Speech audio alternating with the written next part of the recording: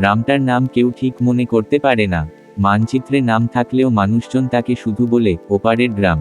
কারণ সন্ধ্যা নামলেই নদীর ওপারটা আর এই পাড়ার মতো থাকে না। দিনের আলোয় যেখানে ধানক্ষেত, তালগাছ আর কাঁচা রাস্তা, রাত নামলে সেখানে যেন অন্য কোনো সময়, অন্য কোনো জগৎ নেমে আসে। এই গ্রামে আসার দিনই অরূপ বুঝেছিল কিছু একটা ঠিক নেই।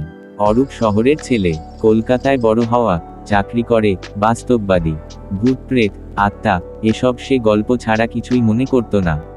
কিন্তু বাবার শেষ ইচ্ছে ছিল পৈতৃক ভিটেতে গিয়ে অন্তত কয়েকটা দিন থাকা। সেই ভিটে এই গ্রামেই। গ্রামে ঢুকেই অরূপ লক্ষ্য করল, মানুষজন কথা কম বলে, তাকালে চোখ সরিয়ে নেয়। কেউ জিজ্ঞেস করে না সে কে, কেন এসেছে। যেন তারা আগে থেকেই জানে, আবার জানতেও চায় না। বাড়িটা গ্রাম থেকে একটু দূরে, পুরনো, দোতলা, পাথরের দেওয়াল। দরজার সামনে দাঁড়াতেই অরূপের কেমন জানি শিরশির করে উঠল। বাতাস নেই, তবু শিউলি গাছের পাতা নড়ছে। রাতে প্রথম অদ্ভুত ঘটনাটা ঘটে।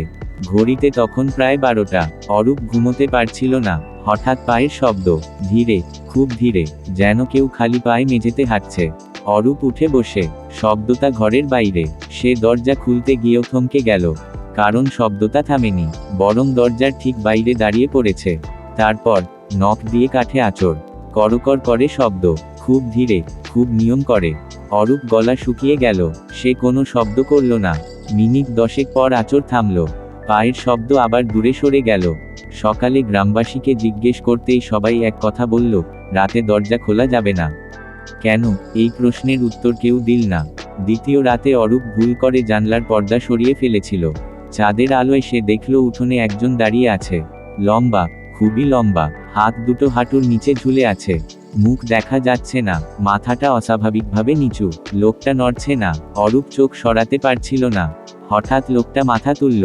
মুখ নেই, মুখের জায়গায় কেবল অন্ধকার, যেন কেউ সেখানে আলো ঢুকতে দেয়নি।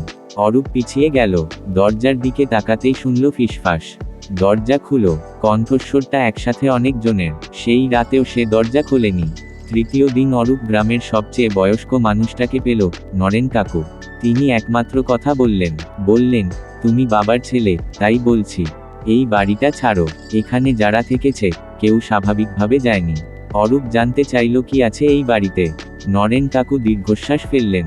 বহু বছর আগে এই বাড়িতে এক পরিবার থাকত, বাবা, মা, আর 3টা ছেলে। এক রাতে আগুন লাগে। সকালে দেখা যায় বাড়ি অক্ষত, কিন্তু সবাই উধাও। শুধু উঠোনে পাওয়া যায় 3 জোড়া ছোট পায়ের ছাপ, আর একটা বড় পায়ের ছাপ, যেটা মানুষের মতো নয়। তারপর থেকে এই বাড়ি মানুষ নেয়। রাতে যারা দরজা খোলে, তারা আর ভোর দেখে না। অরূপ হাসার চেষ্টা করেছিল, কিন্তু হাসি বেরোয়নি। চতুর্থ রাতে দরজায় টোকা পড়ল। টক, টক, টক। তারপর খুব পরিচিত কণ্ঠ, অরূপ, দরজা খোল বাবা। বাবার গলা।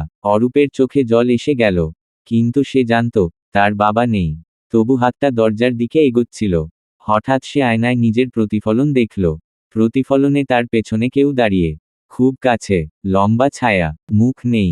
অরূপ চিৎকার করতেই সব নিস্তব্ধ। পঞ্চম রাতে সে পালাতে চেয়েছিল। ব্যাগ গোছানো মাত্র আলো নিভে গেল। দরজা নিজে থেকেই বন্ধ হয়ে গেল। চারদিকে ফিসফাস। এখন দেরি হয়ে গেছে। মেঝে থেকে হাত বেরিয়ে এল। দেয়াল থেকে ছায়া ঝুলে পড়ল। ছাদ থেকে ঝরে পড়ল কালো তরল। অরূপ দৌড়াতে গিয়েই বুঝল, এই বাড়ির ভেতরে সময় চলে না। এখানে রাতই শেষ সত্য। পরদিন সকালে গ্রামবাসীরা বাড়ির সামনে জড়ো হয়েছিল। বাড়ি যেমন ছিল, তেমনই আছে। ভেতরে কেউ নেই। শুধু উঠোনে দেখা গেল আরেক জোড়া পায়ের ছাপ। মানুষের নয়। আর নদীর ওপারের গ্রামটাকে আজ সবাই নতুন নামে ডাকে। ওরা বলে, যে আসে, সে থেকেই যায়।